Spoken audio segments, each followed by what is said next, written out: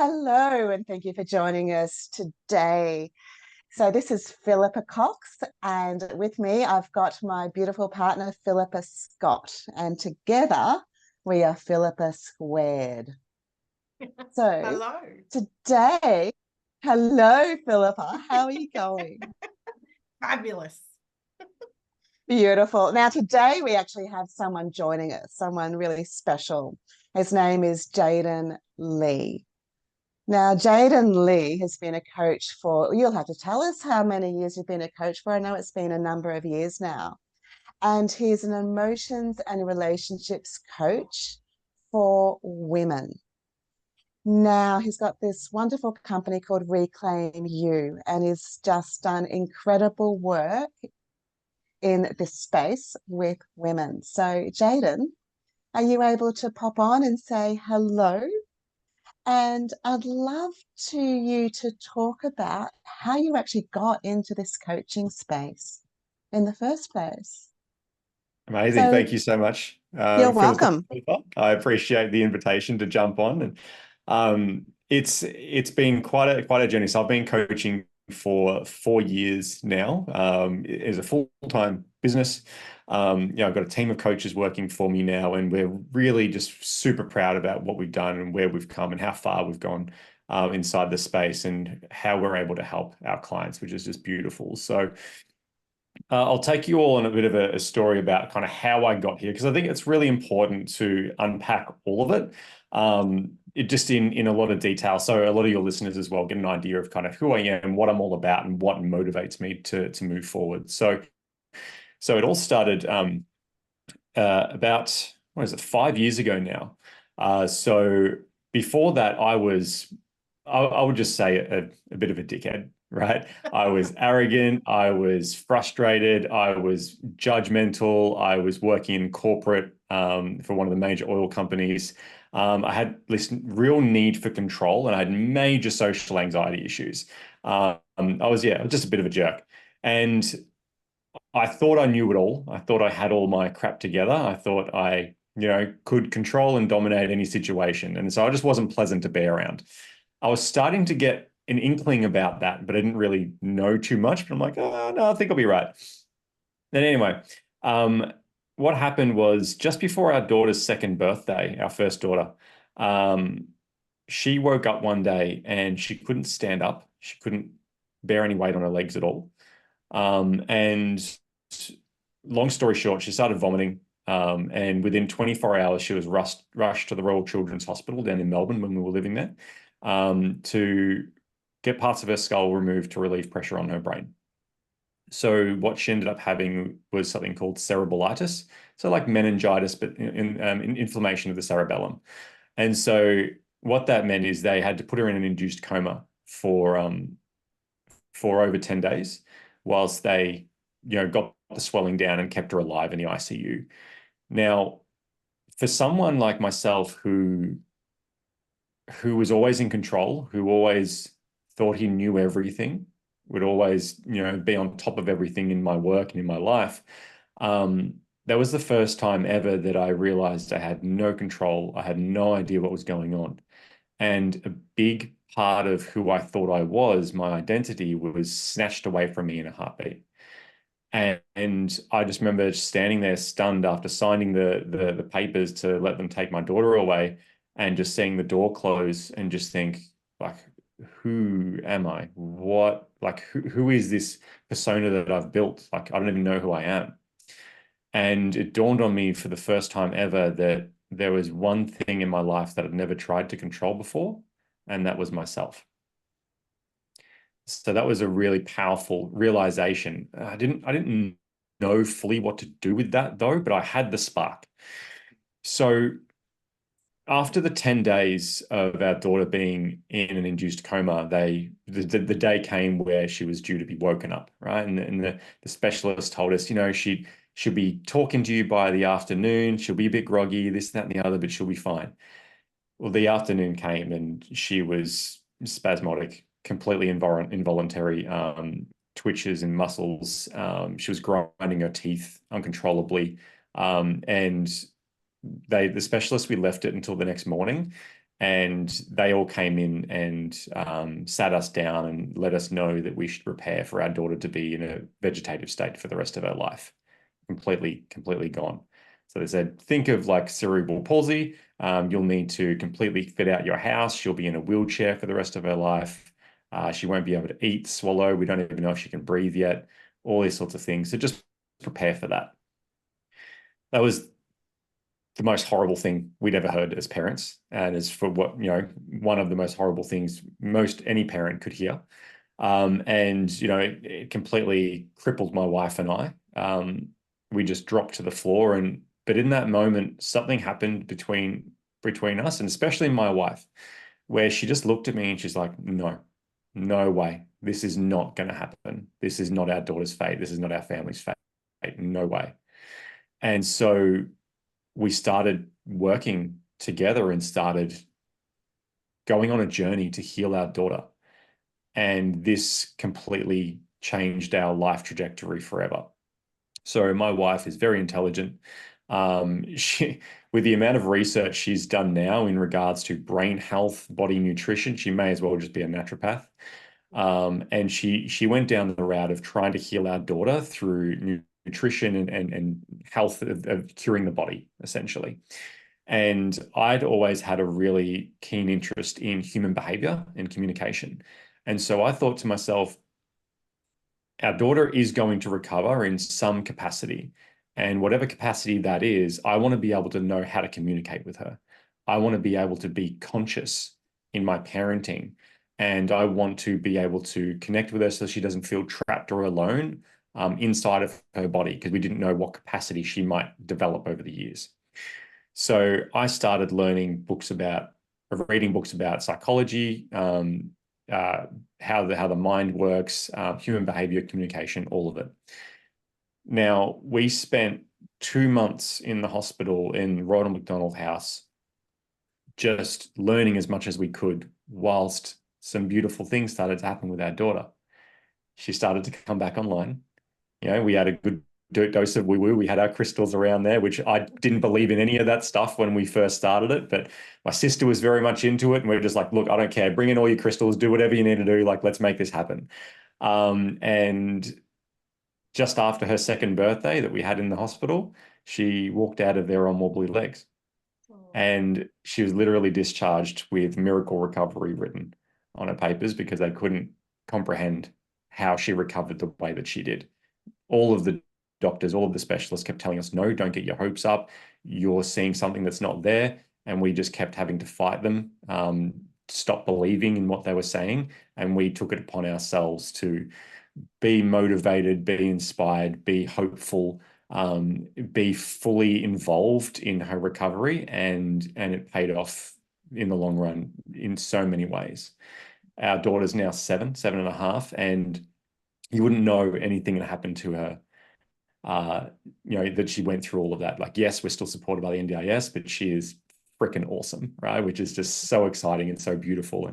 And we thank, the world, the universe, God, whatever, every single day for the opportunity, for the lessons that were provided to us, because it put us on a path that we could never even plan for. And so all the work that I was doing, all the reading that I was doing and trying to heal my daughter, I started to help myself in ways that I never could have imagined. I started to become more self-aware, self-reflective. I learned of this thing called the ego. What is this thing? Like, what is happening? And I started to learn how to separate myself from my thoughts, which was so profoundly beautiful and challenging all at the same time. And my life got better. Our relationship got better. My relationship with my wife just, enhanced in ways we couldn't even believe. And it's because we were learning how to think, we were learning how to feel, we were learning how to connect. And because of that, I was really inspired to think, well, geez, I feel so good in my life. I feel so good with how I feel. Even though we've gone through such hardship, I want to teach people how to do this as well. And so I saw in the hospital, in the ICU, a lot of broken families, a lot of families who were falling apart because they couldn't handle the stress of their child being sick. And I saw a lot of men distancing or going within, closing up, while their wives were really focusing on trying to save their child. And so I had it in me that I wanted to help men. Being a man, I'm like, I want to help men in this space. Like, this sounds awesome. And so I started to train to how to become a coach and started really focusing on mindset, because that's kind of where I was at that moment in my healing, so to speak. And the mindset work was good, but I realized it lacked a lot, and it wasn't a complete system. And then when I started getting deeper and deeper into my healing, it really took off when I started learning about emotional trauma work, really deep emotional expression, teaching you how to actually feel your emotions, which is something I was never taught to do. It's just, no, suppress them and be smarter than your emotions, right? Outwit them, right? Learn how to suppress them in new, unique and novel ways, right? That's the idea. That's mindset, essentially. And so once I learned how to tap into my own emotions, I'm like, oh, this is healing. Right. Got it. This makes so much more sense. And so I started changing all my messaging to go from mindset coach for men to emotions coach for men. Now, you would not be surprised to hear that marketing yourself as an emotions coach for men kind of dropped like a lead balloon. Funnily enough, guys don't like talking about their emotions too much. So weird. But something really cool happened, and it's that I got a lot of women reaching out to me, asking me to help their husbands. And I'd say, of course, I'd love to. That's what I'm here for. So I would reach out to these husbands on their wives' or partners' behalves, and I'd hear crickets back. But I'd still be talking with these women, and they'd be sharing with me their pain, their frustration, how invalidated they feel, how lonely they felt in their relationships. And I thought, well, hey, I'm trained in this stuff. Like, would you like to get on a call? I could definitely help you. And before I knew it, all of my clients were women. And that's how my coaching evolved and how my business evolved into that space. And the beautiful thing is, I found my space, and it's definitely coaching women. I'm way more emotionally connected than most guys. I've got a lot of awesome feminine energy in me, as well as having a really healthy balance of the masculine as well. And so this is the space that I know just lights me up. It feels right for me, and I'm just having the best time doing it. That's so cool. And you are, aren't you? Like, you just have the most incredible following. It's really beautiful. And one of the things I'm really interested of your opinion and your expertise, Jayden, is women are from Venus and men are from Mars, right? Like, women, we love all that touchy-feely emotional stuff. And as you articulated before, guys are socialized out of feeling their emotions from a very early age. So when you're pregnant and when you're having a baby and when you've got a new baby, you're looking at one life event from two totally different opposites. And so when you don't have these insights into our emotions and how we feel and how men are different from women, what advice are you able to give people in that circumstance? Yeah, it's so big, and it's something that I'm able to reflect on now. I mean, I started doing the work before, after my daughter was born, right? And then when we got pregnant with our sons, we've got two kids, I still hadn't kind of made it yet, right? I hadn't figured it all out. I was obviously way better the second time around than the first time. The first time I was hopeless. But now I've got a really good idea of it. And most of our clients are mums, right? So a lot of talk about understanding how to parent, how to be a conscious parent, how to be emotionally connected, and helping our clients understand these aspect or the perspective of a man is very, very important and super helpful for our clients. And so essentially it's understanding that, yeah, we all know the typical tropes, right? Men are logic and like to fix things, and women are more emotional and want to talk about things, right? And we have those unique polar differences, yes, but we're all capable of doing both. There's a lot of crossover, which I think society misses out on a lot. And it's almost like, if we talk about masculine, feminine energy, it's almost like the masculine side of things is pushed to be hyper masculine, right? Where you close off, you become stoic, you're rigid, you're just the provider, you're the silent, warrior. You do this, you get it done, and you move on, and everyone celebrates you as the hero. And women are, told to be way more feminine. Even like now they're telling women to be way more feminine, which typically women have been told to be masculine and be strong and compete with the boys. It's the only way to survive. But I'm definitely seeing this swing where a lot of women are taking back their femininity, but almost to a fault where it's like so feminine. Like, and there can be a rejection to the masculine energy inside of them as well. And I think that can be harmful in a way. And it's trying to find that balance and knowing that in a really healthy relationship, the man can bring that masculine energy in and help the woman come to a state of harmony. And so there's some really beautiful dancing, like coherency around that. So I love the book, The Way of the Superior Man. I absolutely love that book. And essentially one of the main prefaces he talks about is how women are fully emotional beings with their tumultuous, right? They're explosive, they're expressive and passionate. It's so beautiful. So beautiful. But that can, like in its own, can be destructive, right? Because it can feel overwhelming, incoherent to a degree.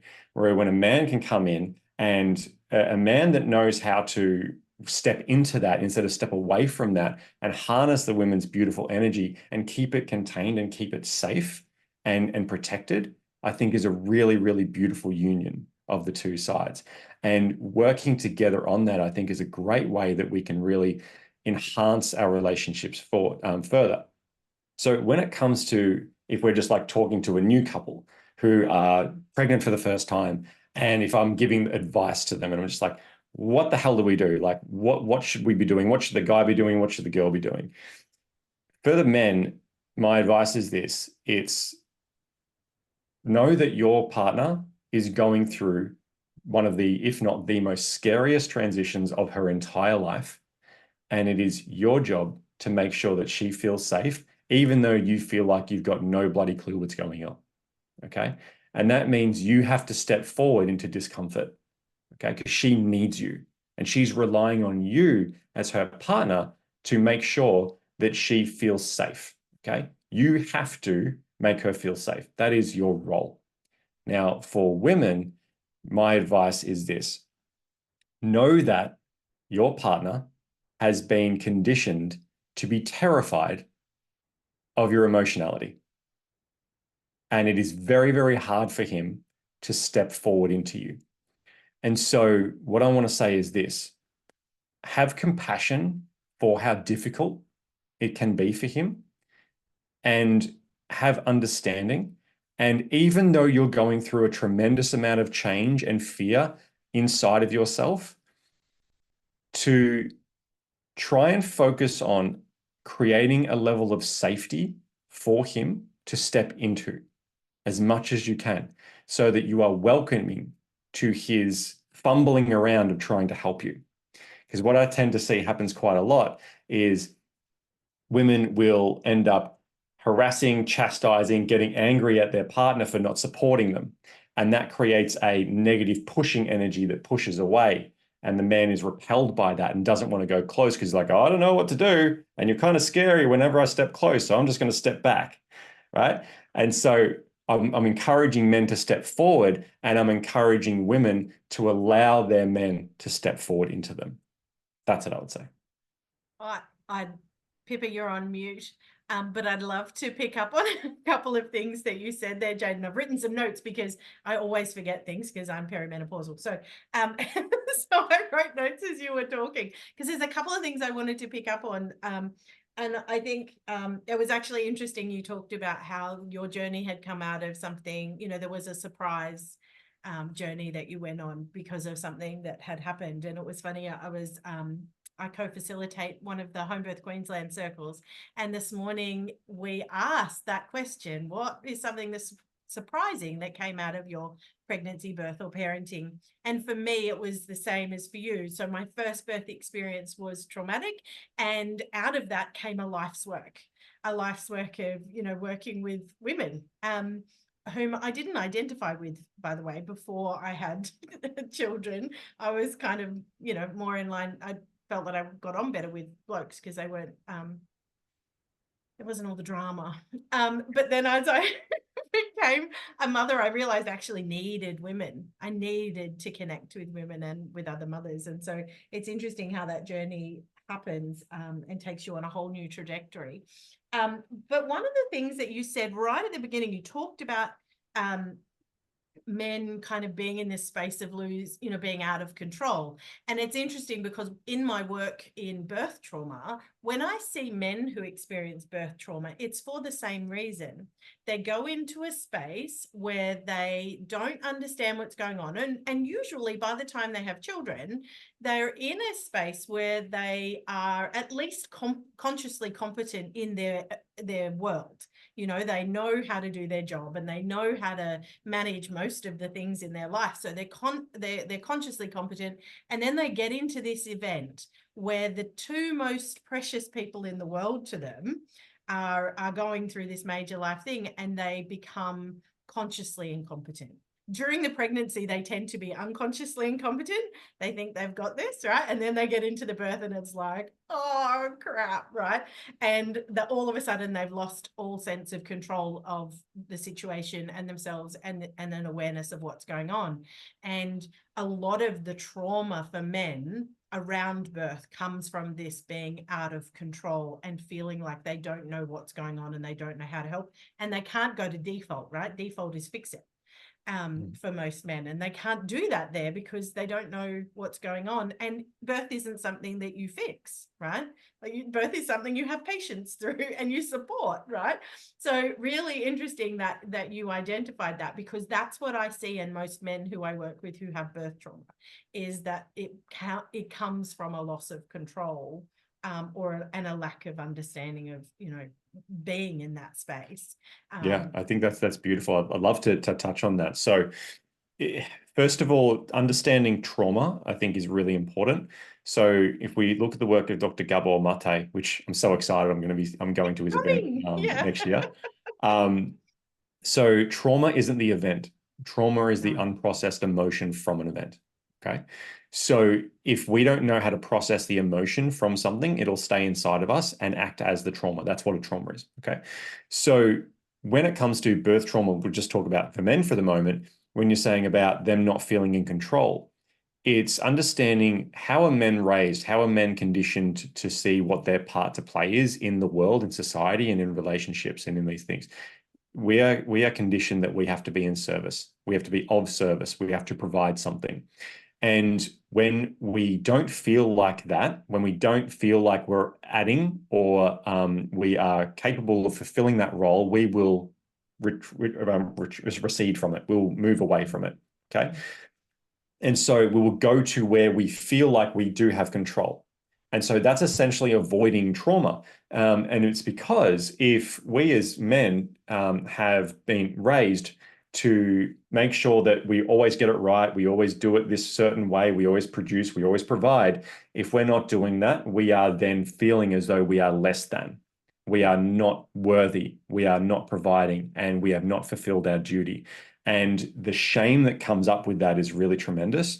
And so we want to typically avoid feeling the shame of failure. And so we won't participate in things we don't think we can achieve. And so when we've got the birthing experience, we have to be there, right? We have no freaking clue what to do. I recently just watched both of our children birth videos because they were on my phone, and we watched it with the kids, which is really beautiful. And the kids are, 4 and 7. They're just like, whoa, like they're freaking out. But I was watching myself there. I was shaking like a leaf, but I was still in there. I was still doing it, right? I was looking at my hand as I'm like grabbing my daughter out, and helping deliver. And I was watching my hands. I was unwrapping the cord around my son. And I'm like, I was terrified, like, wow. But I had to do it, and I jumped in, but I knew I was getting in the way. I could see it. Like, I am getting in the way of this, and this is just a catastrophe. But I was damn well trying, okay? And that is what I want to encourage, is that you've never done it before. How the hell are you supposed to be good at it?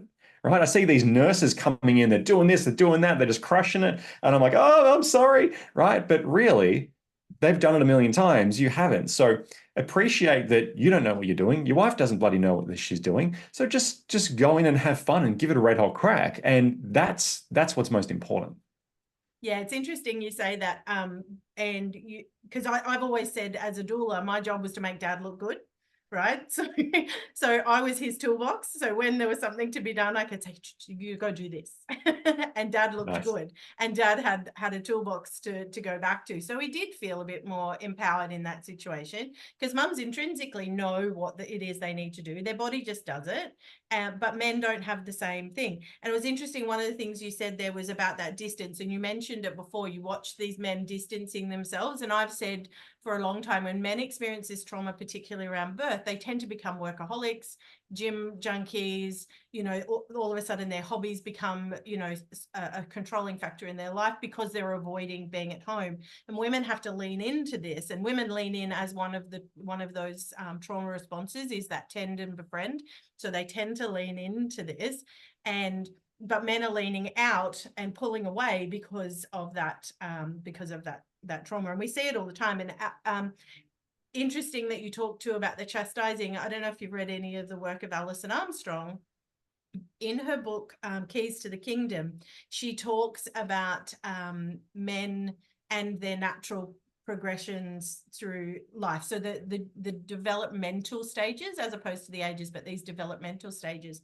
And one of the things she talks about is this idea that women see men as hairy women, that they're a woman on a pedestal, and they don't actually see men as completely different genders, but as a version of themselves. And so what that means is that they think that men are doing the wrong thing on purpose, that they know what to do, but they're doing the wrong thing on purpose. And so then we treat them like a naughty child and we chastise them, when in fact they are different to us and they don't know that they're doing it. And it was interesting, you also talked about this idea that we need to have men holding the space for women and making a safe place. And Alison actually talks about the fact that for a lot of men are actually, and you said that, you know, they're conditioned to be in service, and men are actually really good when allowed to, when we as women allow them to. And this has been the problem with feminism, not being feminine, but with feminism has been this idea that men don't get to contribute to women in a meaningful way, right?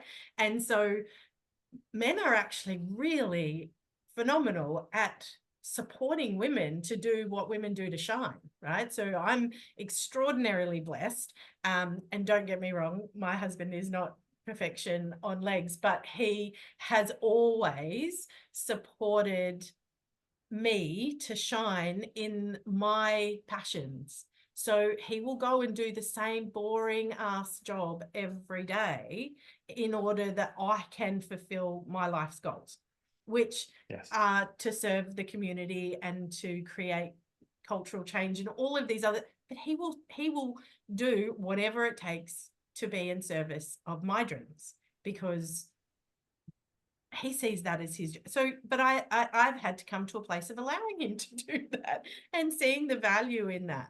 So I loved what you said there, and I would encourage anyone to read Alison Armstrong's books, Keys to the Kingdom, The Amazing Development of Men, because once we understand how different men and women are, rather than being a version of ourselves, it actually allows women to lean into that masculine energy more. Well, it allows women to receive, right? Which is Yes. more of the feminine energy, right? And, you know, just, you know, piggybacking on what you said, one of the biggest bits of advice I ever got, which helped me so much, is my job as the man was not to be the parent, but to facilitate my wife being the carer and the parent. So it was my job to make sure that my wife was okay, that everything that she needed was taken care of, because I couldn't breastfeed, I couldn't do anything, right? But I could take care of her. And that gave me purpose. And once I had the purpose, I knew I could be helpful. And so that changed everything. But if a lot of men don't have that, that guidance, that's their job, they think that they're supposed to be the caretaker of the child. And it's like, no, caretake the wife, right? And then you've actually got purpose. You can actually be impactful and effective. Yeah. And sometimes that does look like changing a nappy in the middle of the night. Of course. Of course. Yeah. I- Your, and your look, child is very rarely bonded to you in the early stages. So let the child have the bond with the mum. Keep the hell out of it. Don't get upset if your kid doesn't like you. Focus on mum. Yeah. Love it, love it, love it, love it. And it's beautifully defined roles as well, which is incredible. And one thing I noticed since, and I think I mentioned this to you, Jayden, since the Australian government kindly let men have 2 weeks of paternity leave after their baby's born, which I think is absolutely fabulous, is that there seems to be a lot more expectations. This is just from my experience from the women that I looked after as a midwife in the clinical field. There seems to be a lot more emphasis and demand of men during those 2 weeks. And it's really difficult for the women to actually articulate their needs for the man. And the man's thinking, my gosh, well, I've got to do all this stuff and I can't do it. And there seems to be a lot of conflict there instead of a lot of resolution. So, what advice could you give women in those early stages of motherhood to Yeah, actually such a good, and really facilitate? important question. It's really coming down to, like, as a relationships coach as well, it's communication. We need to learn how to express our needs. Okay. If we can't do that, there is nothing but just misinterpretation. Okay. And that, I think, is one of the major downfalls of any relationship. If I don't know how to help my wife, I feel useless. Okay. So a big part of it is I've been teaching my wife how to express her needs to me. So I know what the hell to do. I can pretend to know, but I might be doing weird, random stuff. And I'm a guy and I like logic and efficiency. And if I'm doing stuff that's not going to help you, I'm not doing it. Right. And so understanding how to express our needs is very, very important. At the same time, if you're the guy listening to this, I want you to step into your wife and I want you to ask her, I want you to annoy her with, what can I do for you? Okay. Because a lot of men who have, and pretty much most men have motherhood wounds of some kind. And when our partners have kids, they turn into a mum, and then she ends up raising 2 children, the child and you. And that is because this mother energy just comes up and you're like, oh my God, this is the mother energy that I always needed. I didn't even realize it, right? It's all unconscious. But you start stepping into this, oh, I don't know if I can do it. And I can see mum crushing it. And she's taking action. She's doing all of these things. And I wish I had that when I was a baby. And now I want her to do it for me, right? And again, this is super unconscious. I'm not saying any of you decide this, but it happens. And I want to encourage you to step out of that and realize that this is not your space to be healed. This is not your space to get your unmet needs met. Okay. Go and get them met through counseling, through coaching, whatever, but do not use and hijack this experience and take away from your wife's needs. Step into this. Okay. And ask her what she needs. Try and be a mind reader as best you can. And know that some women as well don't like asking for help. They don't like it, but just try and really figure it out, right? Like, do your work, do the job that you're supposed to be doing, and just go along together on a journey. And for women, definitely along the lines of learning how to ask more, being brave about doing it, but making sure how you ask is really important. I'm so big on communication and understanding tonality and the correct words and the correct body language. Okay. If we don't understand this, we can sound like a tyrant. We can sound like we're nagging or whatever. And even though you are so rightfully justified in deserving everything that you're asking for, if you deliver it in a way that sounds horrible, it takes a really, really, really strong man to see through that all the time. Now, we got to give you as much allowance as we possibly can, right? You've been through a hell of a lot and you're still going through a hell of a lot. Plus, you're sleep deprived and all of that. We get that. But men are still human. Okay. And understanding how to try and have a level of compassion and understanding all around the board, I think, is just helpful no matter what. And that goes for guys too as well. Mm. Yeah, that's so true. Because one of the classic questions is, if you don't know, I'm not going to tell you. Everyone should be mind readers, apparently. I know. Isn't that just incredible? Like, I'm sorry, that's why I'm asking you. Yeah. Because I don't know. It's like that. How many times have we heard that? Oh my gosh.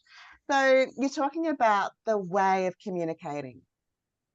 Are you are you up for a little bit of a role play, Jayden? I'd love to. How's that sound? So good. Yeah, because it'll be really good if we could articulate exactly what you're talking about, the body language.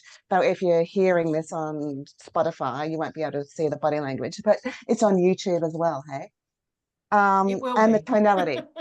And the tonality, because tonality is huge. That's the majority of our communication, isn't it? Not the words. No, body language. So the breakdown is 7% is words. Yep. I think it's 35% is tonality, and the rest is body language. Okay. Well, there we go. Yeah, so the So you've words got we to, speak are minuscule. So I'll give you an example before we do yeah. the role play. I want you to think of this. Imagine you see a little girl, right? She's in a beautiful little dress, 6 years old, got ponytails, right? Really, really cutie. And you ask her, what's 47 times 3,000? And she'd look at you and she'd just, cock her head to the side, say, I don't know, right? And that's the answer. And you feel Yeah. like, oh, that's so cute, that's adorable, right? She cocks her head to the side, cute little, I don't know, with an upward inflection at the end. And then you ask it to maybe a junkie or a homeless guy on the street and ask the same maths equation. And he storms up to you, I don't know, right? He's big, big energy, right? And it's all scary, you're intimidated, right? The same words were spoken, I don't know. Yeah. But the tonality, I don't know, to I don't know. And then the body language, you look at the energy, the expression, they move forward or they cock their head, all of it's different. Two words, completely different experiences. Okay. That's the power of tonality and body language. So Love it. let's do a role play. Love it. Love it. Love it. Okie dokie. So here I am. I have just had like no sleep last night. My baby's like 5 days old. My boobs are hurting like crazy. Oh my God. And I just can't cope with it anymore. And I'm seeing you watching TV. And it's like, Jayden, what the hell are you doing? I need some help. I love it. So you want me to be the woman and ask in a healthier way? Yes, please. Okay, awesome. With my head cocked to the side in a very nice way. So how it would normally go in that situation, let's just say it's me, right? It'll be like, Jayden, why are you watching TV? I'm so stressed out. This isn't fair. You're so selfish. All you think about is yourself. I'm here dying over here trying to get this right. I'm so overwhelmed and you're not doing anything. I feel like you don't even care about me. Oh my God, do we need to call off the relationship? This is all over. I'll just do it all myself, right? That's sort of the stuff that you hear. Or it could be, hey, babe, I know you're watching TV right now, and I know that you've been working hard. I know we're both really sleep deprived. Okay. I really appreciate that you need your time. Right now, though, we need to really dig deep. I am absolutely exhausted. I'm in so much pain. I am so afraid. I'm hungry. I'm tired. Baby won't stop crying. I just need some help. Is it okay if you please come to me and give me the help that I need right now? I don't even really know what I need. I just need some support, some love, some tenderness and connection. Can you please be here for me? Boom. Because the other thing and that's awesome, Jayden, because the other thing that happens is women don't say anything at all. Correct. They just watch him on the couch and they go internal, and it festers and festers and festers, and 6 months later it explodes in one massive event. And Yeah. Exactly. Blows up. Unspoken needs are future resentment. 100%. Yeah. So we actually have to say the words. And what's interesting is that most women, I did a reel on this a little while ago, most women are not aware that their own needs, because it's not the maternal way, right? It's a mum will automatically put everything else above that has to do with the baby, particularly above her own needs, and she forgets her own. to the point of not eating, forgetting to drink, not sleeping properly, you know, all of that stuff will go by the wayside. And if those things are going by the wayside, it's really easy for her to forget her emotional health and self-care as well. And so then if she doesn't have the energy to even go and make herself food, she possibly doesn't have the energy to have that argument either. And so what I encourage women to do is actually, yep, I get that it's harder to have the conversation and ask for what you need, especially if you're not good at receiving or you haven't practiced that before. So A, practice that before. But secondly, if you actually don't do that, it's as important as picking up that piece of bread and having that, you know, that meal, or the, you know, making sure that you've got a bottle of water by the bed. If you don't do that, if you don't do the asking, if you don't do the emotional stuff, it will come back and it will hurt you and your relationship and your children. It is actually vital. It isn't a secondary tier need. It is because everyone else in the house knows, and Jayden, men say this all the time to me. They're like, everything in the house revolves around how she feels. If she's not okay, nobody's okay, right? And everyone in the house knows except for mum, because mum just thinks she's managing everybody and all their emotions, but in fact, she's dictating it by her own emotions. Correct. Right? And I want to spend some time on that because that's very, very important. So that's called family enmeshment. Okay. So enmeshment is when the emotions or needs of one determine the emotional experience and lifestyle of everyone else. Okay. And so that's a form of essentially boundary crossing, boundary violation, and control and manipulation and coercion. And it's not saying that mothers are evil and you know, controlling and dominating, but that's the unintentional flow-on effect. Okay. And it can be very damaging to relationships. So when it comes to emotion, know this: you are allowed every single emotion you've got. You are allowed grief, despair, sadness, confusion, hopelessness, anger. You are allowed to have all of it. Okay. It is natural. It is normal. It is expected. You are allowed to have it. Okay.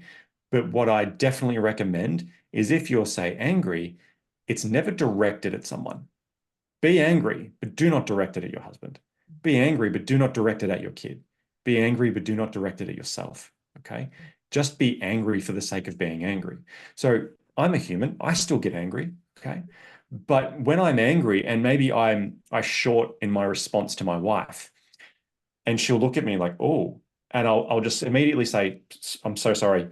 I'm really frustrated. I'm angry. I'm not angry at you. I'm just angry.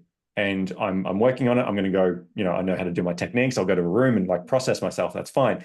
But it's like, if I say anything to you that feels snappy, I just want to let you know I apologize for that. I'm just working through my anger right now, but you don't deserve that. Okay. You don't deserve my anger. That's not fair. Now, if I'm not being volatile towards her, what does that do? That invites her to come to me and nurture me and support me through it. So if you're being angry at your partner and you've got that built up resentment as the wife to your partner, right? Because he's not helping, he's not doing this, and he's the one who got me pregnant. I didn't even want this baby to start with, and now I'm going through all of this shit. And it's just like anger, resentment, just like push towards him. If you're directing it towards him, he will not want to come and support you because it doesn't feel nice, right? If he was angry towards you, would you want to go to him? No. So even though you've got the anger, do not direct it somewhere else. Keep it within yourself and let him come to you and let him hold you and support you while you process your anger. Yeah. Love this. Love this. So the moral of the story is be brave and communicate openly. Yes. And direct it. And I loved what you said with that role play, because you basically outlined the situation, but in a very non-judgmental way, in an observation way. And then it went to me, my needs, but not in a accusationary way, in a, this is what I would love, this is my needs. And you gave them options of how they can fulfill those needs. Yeah, absolutely. And it's important to understand this. If anyone's asking or requesting something of us, we don't appreciate someone pointing the finger at us and judging us and telling us to do something. Like, it doesn't feel nice. So it's weird that we feel like we have the right to do it to other people. Like, it's just odd. if you listen back to how I said it, there's a formula, okay? So first and foremost, acknowledge and validate the person that you're requesting something from. Acknowledge and validate them. So I said, I appreciate that we're both tired and I know you're overwhelmed and I know that you need and deserve your space so that you get time to recalibrate or whatever it is that I said. That's starting off with the other person. And so the other person receiving it, your partner receiving it, is like, oh, she does realize that I am tired. She does realize that I need my own space. She does realize that, I deserve to watch a bit of TV. I really appreciate her saying that, right? So immediately your partner is now in an agreement frame. He feels seen, he feels heard, he feels acknowledged and validated. That is immediate, like, cool, she gets me. Now, what is she after? And then it's, we're both tired, I'm exhausted, and I just need some help. I need you to be here for me. I don't know in what way, but can you just please come to me and support me and let's figure it out together, whatever I said, right? And then it's like, oh, I can do that. Sure, I appreciate that. She's come to my side. She's seen my side of the story. But at the same time, she's given me a compelling reason as to why I need to come to her now. And look, she is wrecked. She is tired, of course. Yes, I would rather disassociate and watch TV, but my wife needs me right now. So let me step up, right? But if she was to come and say, get off the TV, why are you doing this? Barrage, barrage, barrage. Then he gets to be defensive. Well, I need my time too, and I'm stressed out and I'm tired, and why are you acting like that? Right? It's always going to happen. So the way we request, the way we ask questions, the way we bring things up completely changes the whole relationship. And your relationship will be better forever for it once we learn how to communicate, use our tonality, learn how to articulate, learn how to acknowledge and validate as well. Absolutely. Absolutely. Yeah, love it, love it, love it, love it. And it does take that little bit of stepping out and stepping up and being brave, because you're stepping outside of your comfort zone by voicing your needs. Well, yeah, because it's super vulnerable because you're asking for something. You're admitting that you need help and support and that you're tender-hearted and that you don't really know what to do, and that when you use that level of tonality, it's saying, I'm not sure and I'm not safe, but I need you. And that can be really scary for anyone to admit, like verbally or even like energetically, to admit that to themselves can be really scary to do that. And so what we tend to do is mask all of that by being strong and direct and dominant, and then no one wins. And it's actually also about taking personal responsibility, right? It actually all comes back to doing our own work and not sitting in a space of being victim, but sitting in a space of saying, okay, this is my life. What do I want to go with this? Where do I want to take this? Do I want to have a marriage that works? Do I want to have a family that works? Do I want to step into a place of feeling empowered in myself? Because nobody can empower somebody else, right? The whole idea of empowerment is that you take it up. I can show you what it looks like. I can give you tools to get there, but I cannot empower you. That is not the nature of empowerment, right? In order to be empowered, you have to do that. You have to take the power.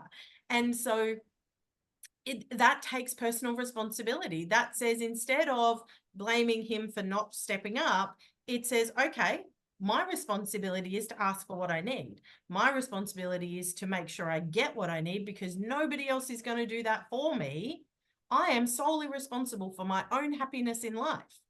And nobody else can even make me happy. Other people can contribute to my happiness, but they could be wonderful husbands and I could still choose to be unhappy if I wanted to, right? Because ultimately that's my responsibility. So I think a lot of this comes down to choosing to accept responsibility for ourselves and then step into actioning that responsibility by doing the things required. And that means maybe doing the work with a therapist or a coach or whatever. It might mean doing the communication skills classes or whatever it looks like, right?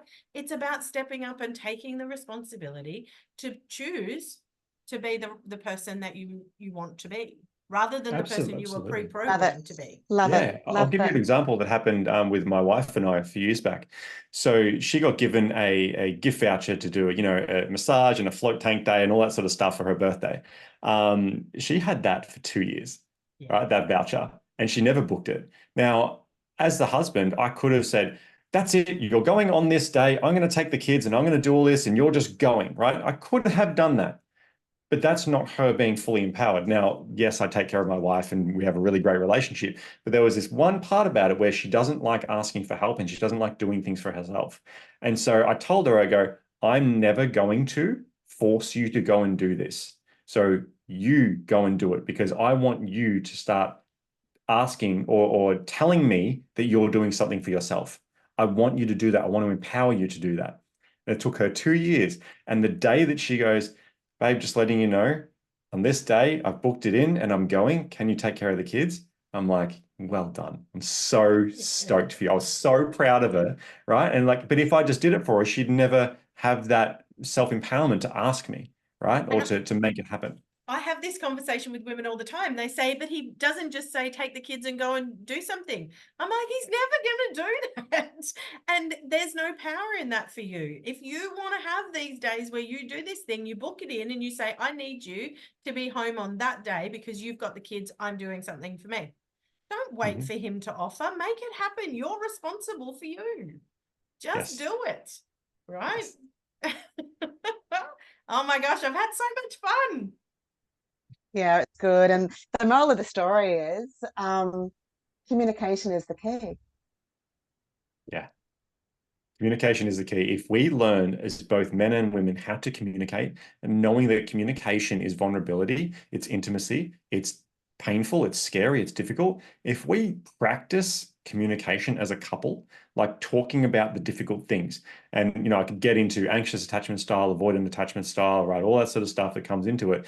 But ultimately, if we can practice getting comfortable expressing our vulnerabilities together, then there's no surprises, right? We have a communication language that works. We have shared language. We have code words, right? We have all these things, and we can prepare and practice for, okay, if we have a situation like this ever happens, what can we do? What would you need to do? What sort of help or support would you need in those situations, right? And you kind of figure it out. And then when it happens, you go, okay, we've talked about this before. This is what's happening. Oh, it's a bit different to what I expected. I actually need this. Great. Let's be flexible. Let's be malleable. Let's understand it. Let's be accepting and compassionate. The more you do this, the more you talk and over communicate, I would say, just over communicate, right? The more aligned you're going to be, the more understanding you're going to be. And ultimately, the closer together you're going to be. Relationships fall apart when there's lack of communication and there's assumptions and expectations. Just that will not help. Just talk more, talk way more.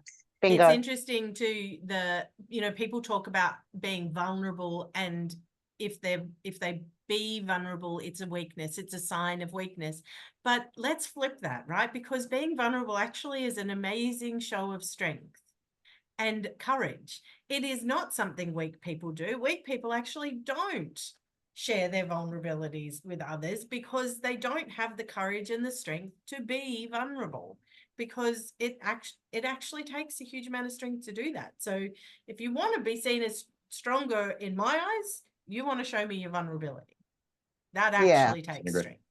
Yeah, 100%.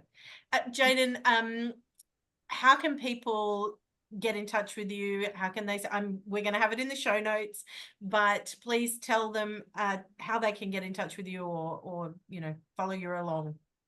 Yeah, absolutely. So my full name, Jayden Lee Hargreaves. And so they'll be in the show notes. So I'm mainly on Facebook. I do have a bit on Instagram, but I don't really touch it too much. So Facebook is where you'll find me. I have a free program. It's all about the unshakable boundaries. So teaching women how to set really healthy boundaries and all the nuanced needs and levels and stages of setting boundaries. So I have a free program that I invite anyone to jump into. Check it out. There's heaps of free content on there. And I run free classes as well. So that's where you'll find me. Amazing. Thank you. Beautiful. Beautiful. Well, thank you very, very much, Jayden. It's been a very communicative type of episode. So I really, really, really appreciate your insights. I reckon they are just absolutely gold. And for anybody who is listening or watching, communicate. be vulnerable, be brave, and open up. And in that way, you can actually develop the most beautiful family that you know is possible and you know that you deserve. Thank you So thank you. much. And please remember to follow along so that it makes it easier for other mums and dads to find the podcast. So click follow, and we look forward to sharing the journey with you. Thanks again, Jayden. Thanks for having me. Cheers. Thank you.